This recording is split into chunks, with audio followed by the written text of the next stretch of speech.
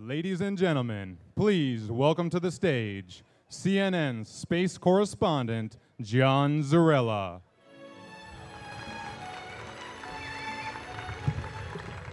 Good morning, everyone, and welcome to this very, very special occasion. For those of you who are out there and you have not had the opportunity yet to get inside and see Atlantis, literally there's only one word to describe what they have done here with this museum is wow. It is absolutely spectacular. In fact, you know, a lot of the astronauts that I've talked to have said that the way Atlantis is displayed, it is in such a way that even they, unless they were out on a spacewalk, never really saw it like it is displayed. So it's going to be a real treat for you. You know, derived from the Greek words meaning space sailor, the term astronaut refers to that elite group who launched aboard NASA spacecraft bound for orbit and beyond. It also refers to those selected to join the astronaut corps, who make space sailing their profession. To be an astronaut is something many of us only dream about.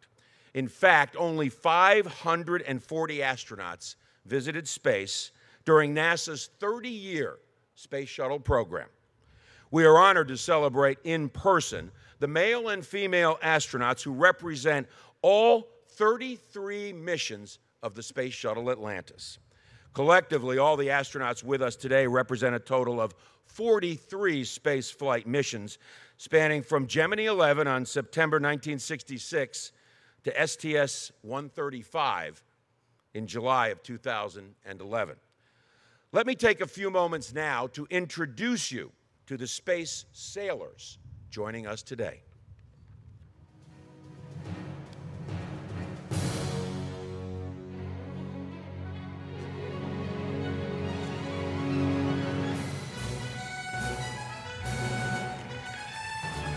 What an honor to have Dick Gordon with us. Dick served as pilot for the three-day Gemini 11 mission in 1966, during which he walked in space, and in 1969 he orbited the moon as command module pilot of Apollo 12. Inducted into the U.S. Astronaut Hall of Fame in 1993, please give a warm welcome, Dick Gordon.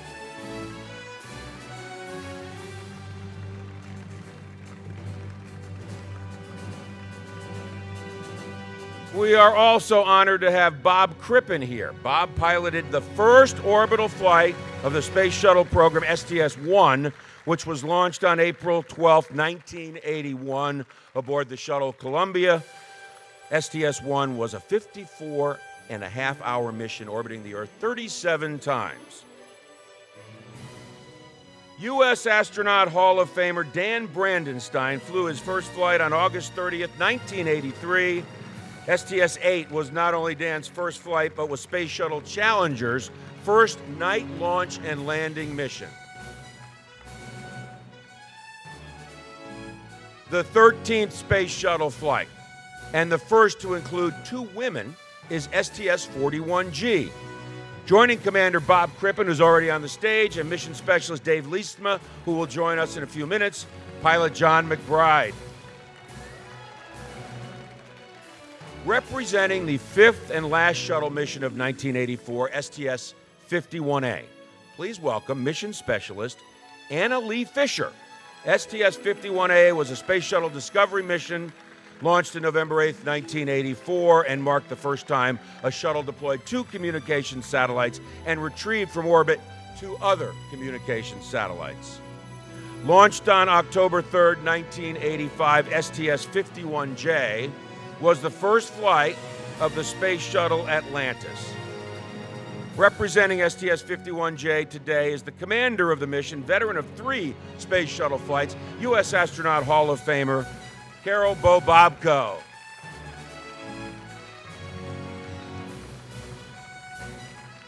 Please give a warm welcome to STS-61B commander, veteran of 3 Space Shuttle missions, and U.S. Astronaut Hall of Famer, Brewster Shaw. STS-61B was launched November 26, 1985, and marks the quickest turnaround of a shuttle orbiter from launch to launch. STS-27 was a 4-day mission launched on December 2nd, 1988 as a 5-person crew, 3 of whom are here today. From Atlantis' mission, STS-27, please put your hands together for pilot Guy Gardner and Astronaut Hall of Fame mission specialist Bill Shepard. Mission specialist Mike Mullane will join us in a few minutes. Launching on May 4th, 1989 was Atlantis mission STS-30, which deployed the Venus-bound Magellan probe into orbit. Representing STS-30 is U.S. Astronaut Hall of Famer Norm Thagard. Norm served as mission specialist aboard 4 space shuttle missions and was the first American to occupy Russia's Mir space station. From Atlantis' 5th flight, STS-34, please welcome pilot Mike McCulloch. Mission specialist Ellen Baker will join us shortly. STS-34 launched on October 18, 1989, deploying the Jupiter-bound Galileo probe. STS-36 aboard Atlantis was the 4th night launch of the shuttle program and occurred on February 28, 1990, carrying a classified payload for the United States Department of Defense. From STS-36, please welcome mission specialist Mike Mullane. We have a few astronauts joining us today from the STS-41 mission, which had the primary objective of launching the Ulysses probe into space, part of the International Solar Polar Mission. Please welcome to the stage another U.S. Astronaut Hall of Famer and current director of the Kennedy Space Center, Bob Cabana. Joining Bob, mission specialist Bill Shepard on stage, and Bruce Melnick. Go this way. He can run a space center, but he doesn't know which way to go. Representing STS-38, please give a warm welcome to Astronaut Hall of Famer and Commander Dick Covey, Astronaut Hall of Fame pilot Frank Culbertson, and mission specialist Sam Gaymar. Dick is a veteran of 4 space flights, while Frank and Sam each flew on 3 space flights. On STS-38, Dick, Frank, Sam, and their fellow crew members logged more than 2 million miles and 79 revolutions in a 4-day mission, which carried a classified payload for the Department of Defense. Representing STS-35, please welcome payload specialist Sam Durrance. STS-35 was a Space Shuttle Challenger mission that launched on December 2nd, 1990, and was devoted to astronomical observations with Astro 1, a Space Lab observatory consisting of 4 telescopes. Next, please welcome STS-37 pilot Ken Cameron.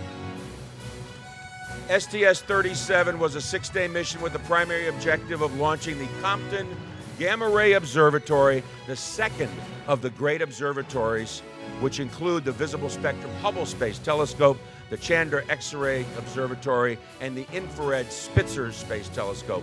This mission also featured 2 spacewalks, the first since 1985.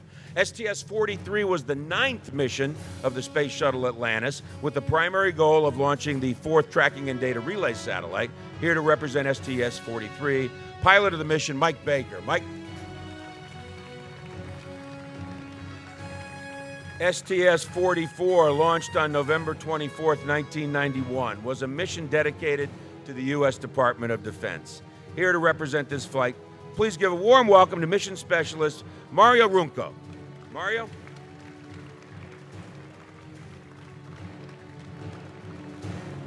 From STS-45, please put your hands together for the current NASA Administrator and Astronaut Hall of Famer, the Honorable Charlie Bolden, pilot Brian Duffy, and mission specialist Dave Leitsma.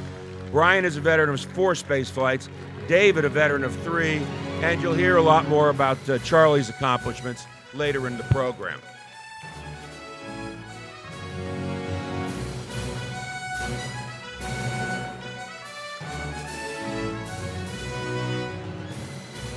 From STS-46, the mission deployed the European Space Agency's Eureka, the European Retrievable Carrier. Please welcome pilot Andy Allen, veteran of 3 space flights. Mission specialist of STS-43, Marcia Ivins, will join us shortly. Representing STS-66, which was a 10-day mission, continuing the series of Space Lab flights to study the energy of the sun and how it affects Earth's climate and environment. Please welcome a veteran of 6 space flights, U.S. Astronaut Hall of Famer Kurt Brown. Also joining Kurt is Ellen Ochoa, veteran of 4 space flights and current director of the Lyndon B. Johnson Space Center in Houston.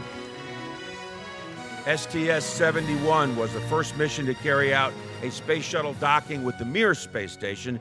Joining mission specialist Norm Thagard and Charlie Precourt, who will join the group shortly, represent STS-71 Ellen Baker.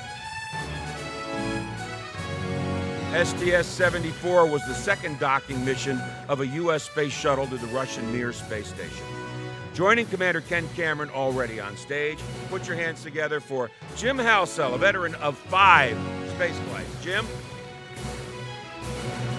STS-76 was a mission that traveled almost 4 million miles and the 3rd successful mission to dock with the Russian space station Mir. Please welcome mission specialist Ron Sega to the stage. Veteran of 2 space flights, Ron Sega. Please welcome STS-79 Commander Bill Reedy.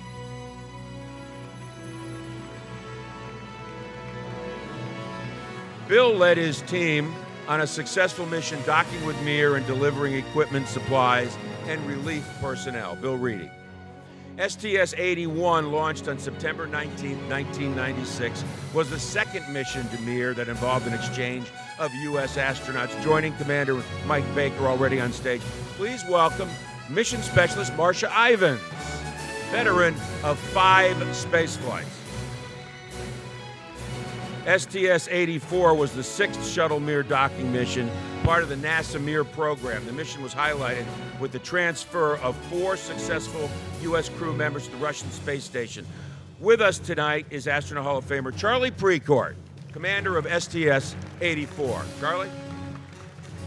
STS-86 was the 7th Mir docking mission by the space shuttle. The mission was highlighted with the exchange of crew members to continue Phase 1B of the NASA Mir program, cooperative effort with permanent presence of a U.S. astronaut on the Russian space station. From STS-86, please welcome mission specialists Wendy Lawrence and Dave Wolf.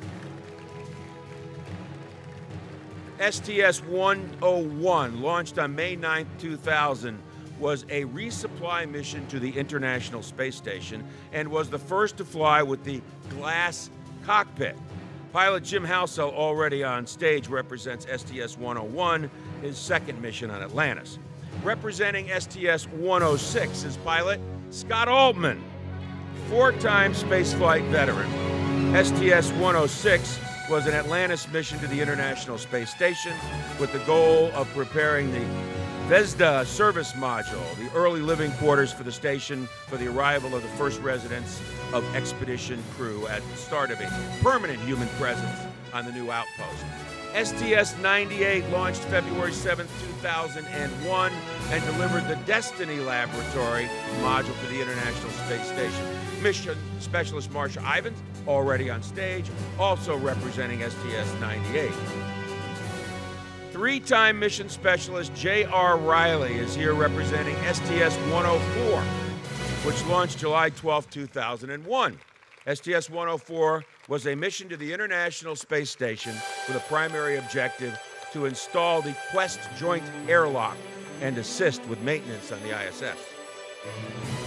STS-110 launched on April 8, 2002 with the purpose to install the S0 truss segment, which forms the backbone of the truss structure on the ISS. Already on stage, mission specialist flight and current Lyndon Johnson director, Ellen Ochoa. Joining her to represent the mission, Mike Bloomfield. Representing STS-112, a 4.5 million mile mission that delivered the 28,000-pound starboard 1 truss segment to the ISS. Our mission specialist Dave Wolf was already on stage, and 3-time Atlantis veteran Sandy Magnus. Another 3-time Atlantis veteran is STS-115 pilot Chris Ferguson, who's going to join us shortly. STS-115 successfully delivered the 2nd port side truss segment, a pair of solar arrays, and batteries to the ISS. Launching on July 8, 2007, STS-117 delivered to the ISS the second starboard truss segment and its associated energy systems. Joining Mission Specialist J.R. Riley already on stage, please give a warm welcome, Flight Engineer Clayton Anderson. Launching on February 7, 2008, the primary objective of STS-122 was to deliver the European Columbus Science Laboratory, built by the European Space Agency, to the International Space Station. Slow down, don't walk any faster. Here to represent STS-122, enjoy your bows. He's the Associate Administrator for Education, Leland Melvin. Leland. Joining STS-125 Commander Scott Altman, who's already on stage, are pilots Ray J. Johnson and Mission Specialist Mike Good. STS-125, launched on May 11, 2009, was the fifth and final space shuttle servicing mission to the Hubble Space Telescope. STS-129 was launched on November 16, 2009, and focused on staging space components outside the International Space Station. Already on stage and here to represent STS-129 Mission Specialist and NASA Associate Administrator for Education, Leland Melvin. STS-132 launched on May 14, 2010, with a payload that included the Russian Razvet mini research module along with an integrated cargo carrier vertical light deployment to the ISS. Joining Mike Good to represent the mission, please put your hands together, Commander Ken Ham. On July 8, 2011, STS-135 aboard Atlantis, multi-purpose logistics model Raffaello, and the lightweight multi-purpose carrier to the ISS. With a successful landing at the Kennedy Space Center on July 21, 2011, Atlantis marked the final mission of America's Space Shuttle program. Already on Chris Ferguson.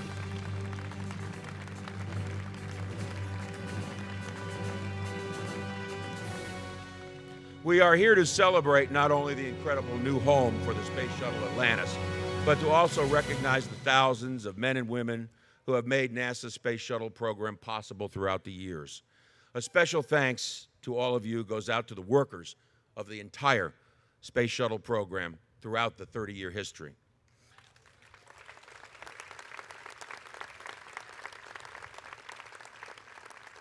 Let's also give a round of applause to the support our Space Shuttle program has received from Space Florida and its president and CEO, Frank DiBello, and all the elected officials joining us today. Thank you. Certainly without the support of all of you, the Space Shuttle Atlantis would not be here today. Ladies and gentlemen, please put your hands together one more time for this extraordinary group of astronauts.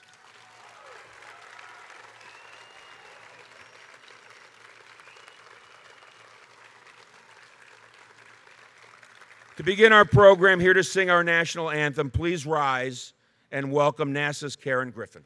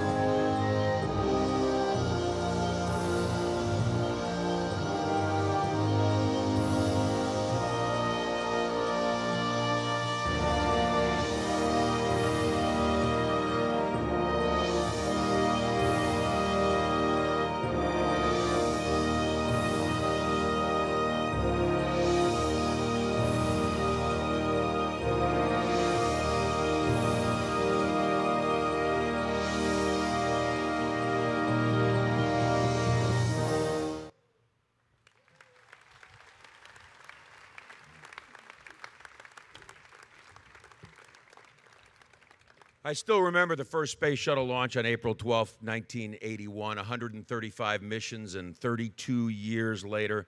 It is remarkable to think of all the times that I watched the launches and the landings here and to think of what a remarkable spacecraft it was. But it's the people who, of course, made these vehicles remarkable. People like Terry White, if you know Terry, of the famous white handlebar mustache.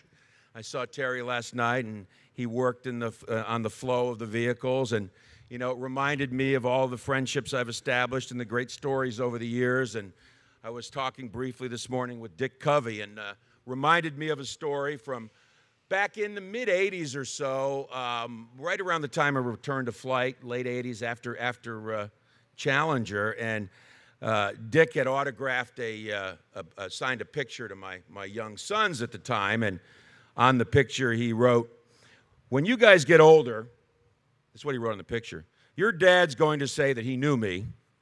He didn't. True, but that's the kind of wonderful people they were and are.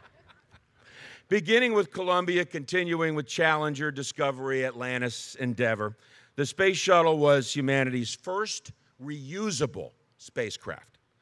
Never take for granted this overriding significance: humanity's first reusable spacecraft.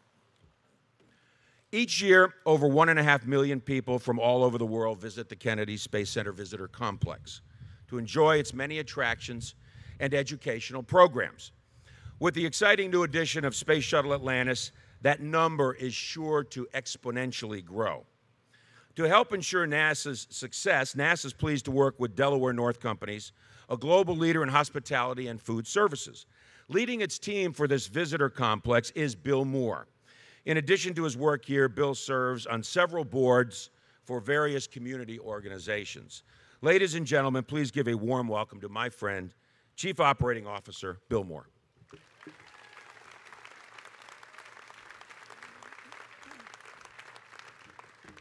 Morning, everybody. Anybody have trouble finding us this morning? We put this little icon in back of us so you could find your way from the front gate to here. Looks like it worked pretty good. Morning to all of you, and thanks for coming out. And to Atlantis, welcome home. After serving the world for over 30 years, the Space Shuttle has earned its place in history and has come to a final stop. Just a little less than 2 years ago, Commander Chris Ferguson, sitting behind me today, said these words after a successful touchdown of the last Space Shuttle flight, STS-135 and Space Shuttle Atlantis. Today, they're just as appropriate. As we celebrate Atlantis' final stop, but not her final mission, here at the Kennedy Space Center, we could not be more proud of having Atlantis with us today, and really looking forward to unveiling it for all of you to come see her. As you heard John say, we had a little soiree last night, and the astronaut families and those that worked on the shuttle and the astronauts, and to see their faces when we showed them Atlantis was a memory that will last with all of us for a lifetime.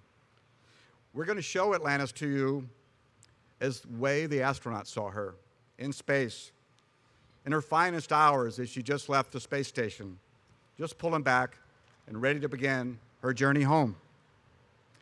Kennedy Space Center is the only place in the world you'll actually see a space shuttle tilted to one side. Its payload bay doors open. By the way, that sounds like a really simple thing to do. Works great in zero-G gravity. Not quite the same here on Earth. Today, joining us in our celebration are our partners at NASA, with which we could not have been where we're standing today. Many other contractors and companies and organizations, really too numerous to mention. We share in a proud moment with many of us here on the Space Coast who worked very hard to keep an orbiter here, where orbiters have a home, where all 135 missions launch from, right here at the Kennedy Space Center. And of course, we share it with those men and women around the world, but particularly here in this country, who built the shuttles, who processed them, who flew them, who brought them home and got them ready to fly again. We ride on the shoulders of many today, and to all of them, I say thank you. Celebrating the efforts of exactly is what we want to do today. Celebrate the vehicles, celebrate the people, pay tribute to those, and to understand the Space Shuttle program, the pride, and you'll see when you get inside the patriotism for this country that Atlantis represents. Just as the future of our space program rides on the shoulders of the shuttle and those who flew her and those who worked on her, it's made possible by everyone here who shared a dream of manned space flight. They worked tirelessly to make it a reality, and we will fly men from the Kennedy Space Center again into space.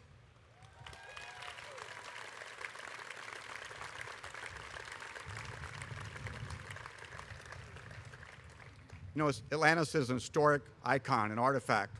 Only 3 in the world that are space flown, and we have one here. But we're going to put you in a little bit different position today when you go in. You're going to see what it's like to be an astronaut. You can land the shuttle.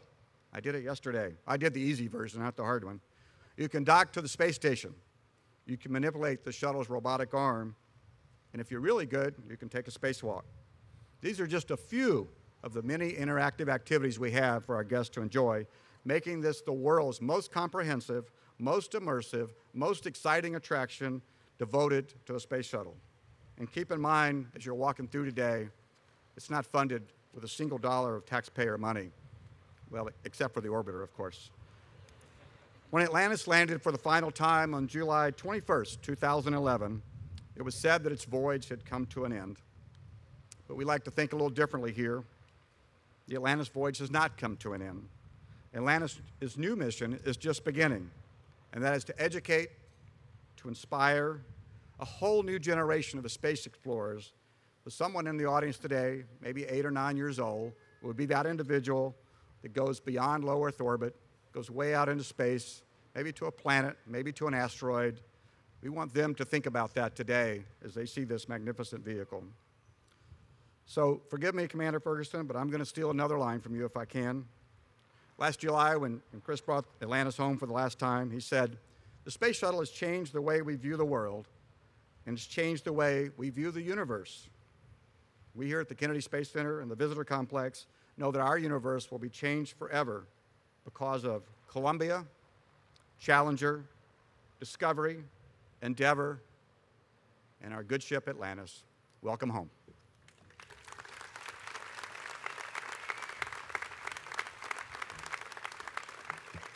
Thank you, Bill. Also joining us today is Rick Abramson, who for 8 years served as President and Chief Operating Officer of the Kennedy Space Center Visitor Complex. In 2002, Rick joined the ranks of some of the most respected members of the space program when he earned the Dr. Kurt H. Debus Award from the National Space Club, Florida, for his role in educating and inspiring the visitor complex's millions of guests. Rick also received NASA's highest achievement award for non-government employees, the NASA Public Service Medal. Please give a warm welcome to President of Delaware North Parks and Resorts and Executive Chairman of Delaware North Australia and Asia, Rick Abramson. Rick.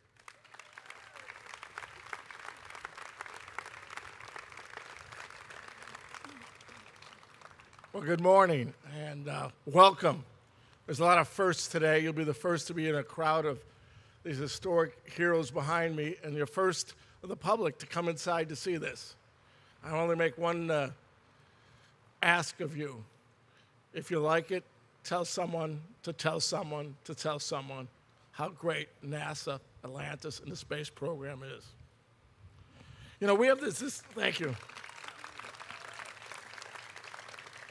We have this distinct privilege of having this gathering of astronauts here today, which is all well and good. But to be able to tell their story and take it the next step is up to you. When we began this mission with NASA of creating this moving tribute to tell the story of the Space Shuttle program, we knew it had to be special. We knew we had to tell the story of Atlantis and the story of the astronauts. The astronauts who flew her in a special way that we could pay tribute to every remarkable mission. Space Shuttle Atlantis, those men and women who flew her and the thousands of people who worked to make the missions possible, they deserve nothing less.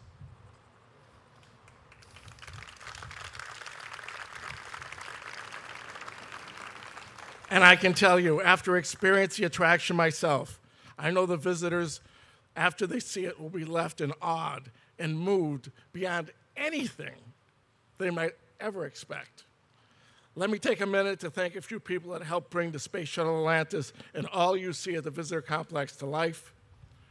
Of course, one of the commanders of Atlantis, the Honorable Charlie Bolden. Our boss and the director of the Kennedy Space Center, Bob Cabana. And Cheryl Hurst with NASA. Thank each and every one of you and everybody who stood behind you and with you and helped you, and everybody at NASA for your vision, your partnership to bring this whole project to reality. I really hope we made you proud. I think we did.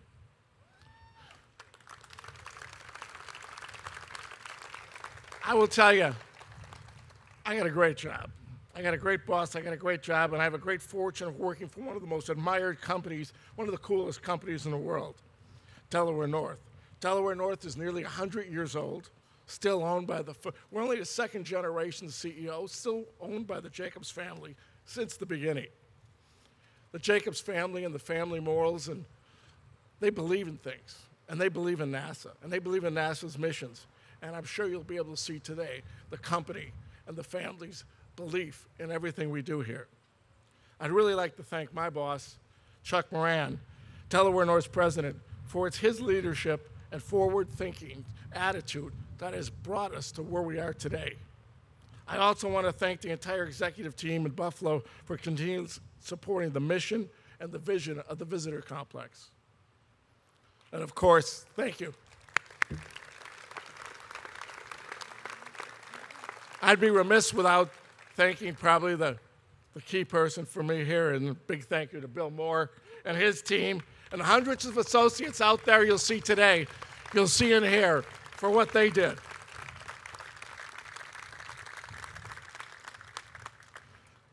Our people are very dedicated to tell the NASA story, past, present, and future. But there are hundreds of individuals and companies who played a role for this new $100 million Space Shuttle Atlantis. And you will see, beyond anyone's belief, this is once in a lifetime you'll be able to have this experience and see this, not unless you want to come back next week. Atlantis is greatly going to enhance the Kennedy Space Center Visitor Complex. It's going to enhance the landscape of Florida for tourism.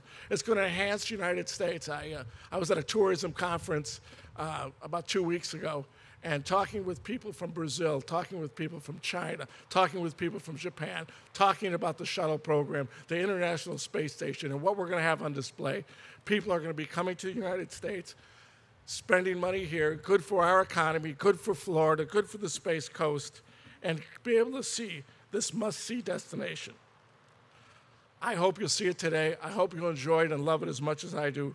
And I just want to ask you one thing. If you do, tell someone to tell someone to tell someone to tell someone to come to the Space Coast and the Kennedy Space Center. Thank you very much.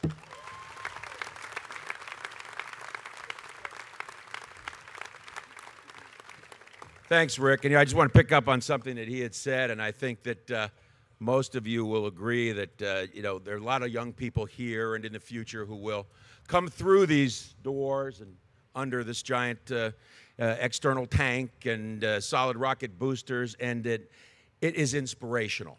And it may be that little girl right over there who's yawning on her dad's shoulders in the pink. It may be someone else in this crowd. And these young people will sit there and they'll look at this and they're going to say, you know what? I can do better. And that's what everybody here wants. That next generation is going to be inspired by what they see here. Without Atlantis and her fellow space shuttles, we would not have an International Space Station, the most complex structure ever built in space and the centerpiece of today's human spaceflight activities in low Earth orbit. Since Expedition 1 in 2000, the space station has continuous human occupation and has been visited by 204 men and women. Among those currently living on the International Space Station are Dr. Karen Nyberg, the 50th woman in space, and Christopher Cassidy, the 500th person to fly in space. Just downloaded from the space station, Dr. Karen Nyberg and Christopher Cassidy. Hello, friends at the Kennedy Space Center Visitor Complex. I'm Karen Nyberg, and this is Chris Cassidy of Expedition 36. We are thrilled to be a part of this momentous celebration. Atlantis holds a place near and dear to my heart, and this exhibit embodies her accomplishments and legacy. Without the Space Shuttle program and the dedicated professionals who made it possible, we literally would not be here today. In fact, Atlantis delivered this very module we're speaking to you from. Piece by piece, this space station was assembled 220 miles above the Earth at over 17,500 miles an hour. Atlantis was critical in both assembly and resupply during her 12 missions to our orbiting outposts. Station is now a convergence of science, technology, and human innovation that is helping us learn what it means to be a spacefaring people by demonstrating new technologies and making research breakthroughs not possible on Earth. Thank you for allowing us to be a small part of today's celebration. Welcome home, Atlantis, from the crew of Expedition 36.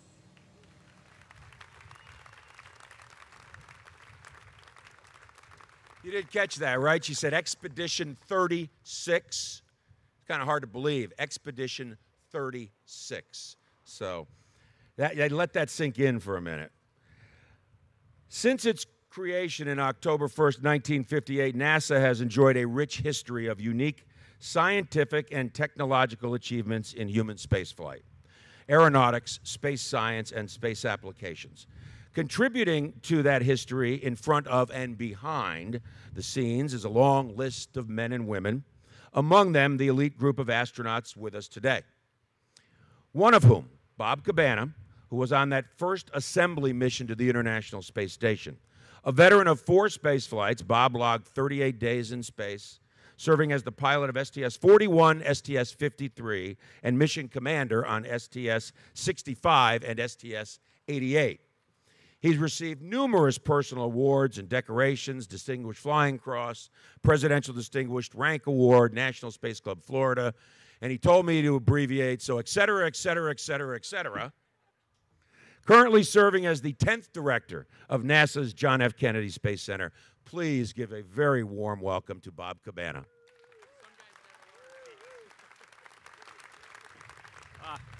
Thanks, John. Hey, if you think that's impressive, just wait till you get inside. It is really special. What a special weekend this has been. I am so proud and privileged to be part of this amazing team. It's been so good to see so many friends and share so many stories. This is truly an amazing team. It was an amazing contractor, civil service, NASA team that did so many momentous things with the space shuttle over its 30-year history.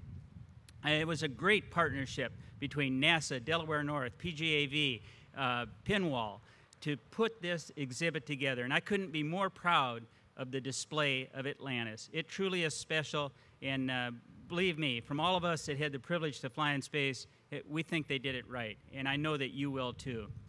When I was a small boy, we took a trip to Washington, D.C., and I remember going to the Smithsonian and seeing the Wright Flyer and the Spirit of St. Louis hanging from the ceiling, and that instilled in me a goal, a desire, a dream, a passion to fly, and I was fortunate enough to fulfill that dream. And one thing kind of led to another. I never dreamed I'd be an astronaut, let alone back here as the director of the Kennedy Space Center. But it initiated that spark. It got me going. And it's my hope that some young boy or girl is going to see Atlantis in there during one of their visits, and it's going to put that spark in them, that spark to say, I want to fly. I want to be an astronaut. I want to explore. And that's what NASA's going to do. We're going to move on. We're going to go exploring. We are going to leave planet Earth. We're going to go to asteroids, the moon, Mars, and beyond, because that's what we do. And right now, over in the ONC building in the high bay over there, we're building America's next spacecraft to take astronauts beyond planet Earth, and it's flying on a test flight next year. And in 2017, it's going to fly on a really big rocket, and in 2021, we're going to have crews on board. We're enabling a commercial crew program that's going to take our astronauts to our International Space Station. We are doing great things, and we're going to continue to do great things because of this amazing team. So thank you for your support. Please enjoy this exhibit today. It truly is special. Thank you.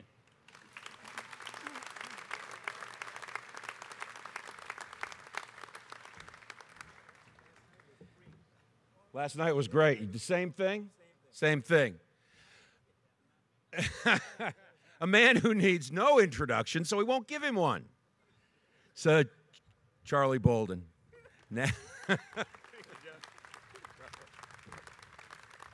John, thanks very much. Bob just asked, how come you do what he says and you didn't do what I said? I said to Bob, it's because I'm the administrator, and in NASA, nobody ever listens to me. At least John Zarella does. So thank you, John. Thank you. I want to thank the Kennedy Space Center workforce, first of all. You all are awesome.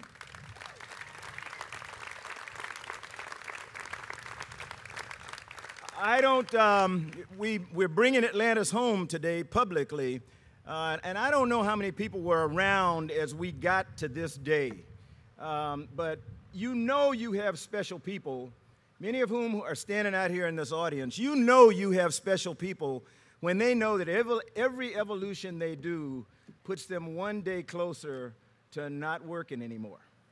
And yet they work every single day tirelessly because they believe in the future. And so when I say I want to thank the Kennedy Space Center workforce, people of the Space Coast, today and into the future, I really mean that. You all are incredibly special people, and this nation owes you a super debt of gratitude.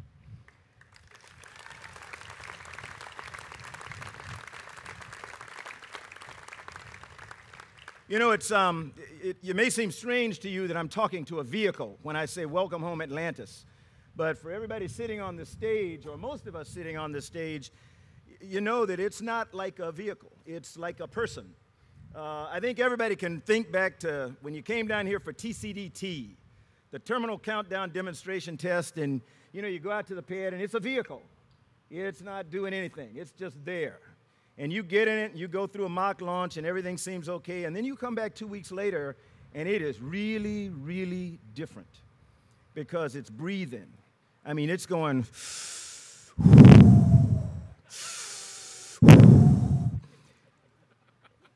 And you thought you were okay until this thing starts talking to you. So when I say welcome home Atlantis, I mean welcome home Atlantis, because for most of us on this stage, it has been a dear friend. It has taken us to places that we never dreamed and brought us safely home, and so it's very special. It's not far from here, Atlantis, where you launched so many times.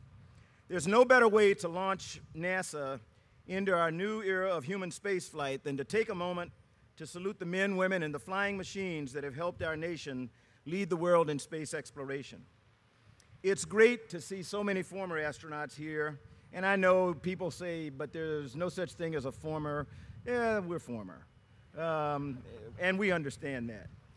Especially good to see my friend from Gemini and Apollo, who shall remain nameless, and who promised that if I didn't call his name, he wouldn't say anything bad about me, Dick Gordon.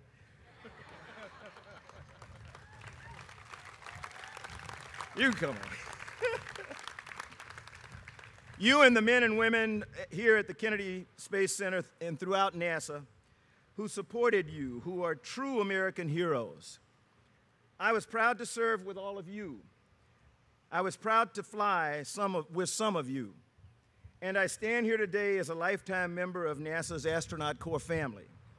I want you to know that everything we're planning for the future, from sending humans to an asteroid to sending humans to Mars, is only possible because of the breakthroughs and the groundwork that all of you laid over the 30-year, absolutely incredible history of the shuttle program, and the more than 50 years of human spaceflight.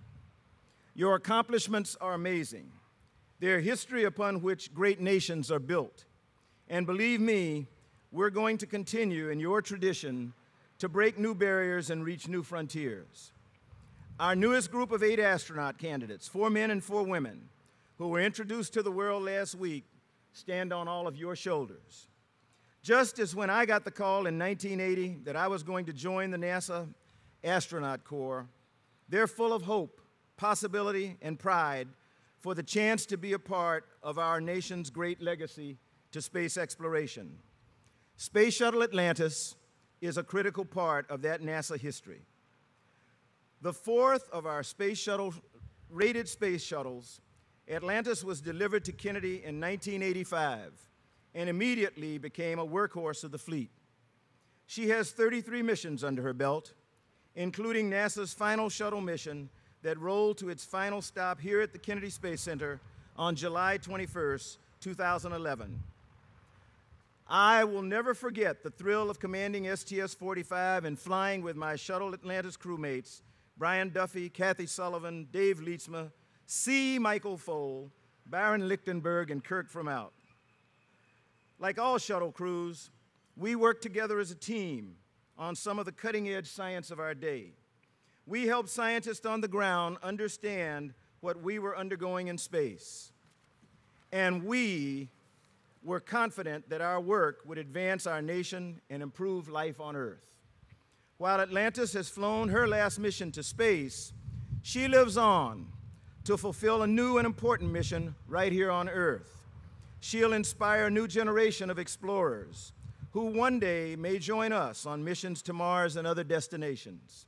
Not far from here, the Orion crew capsule that will carry them on these missions is in preparation for its first test flight next year.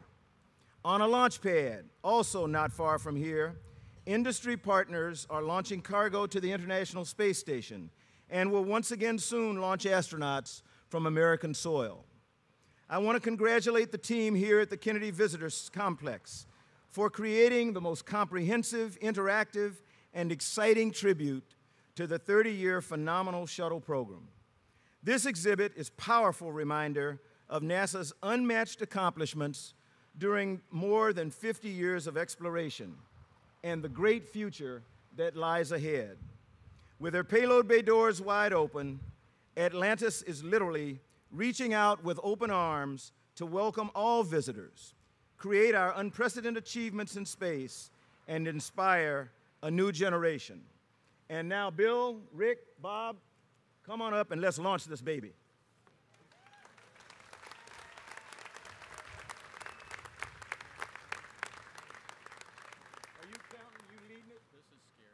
This is really scary. You skipped a part, but that's okay. Don't worry about it. We're fine. That's why I have a Kidding. That's why he has a pilot, he said. You didn't skip any parts up there, did you? No. This, we're going to do the countdown now, gentlemen. I think you are ready. And the final go at T-minus 10 and counting. 10, 9, 8, 7, 6, 5, 4, 3, 2, 1.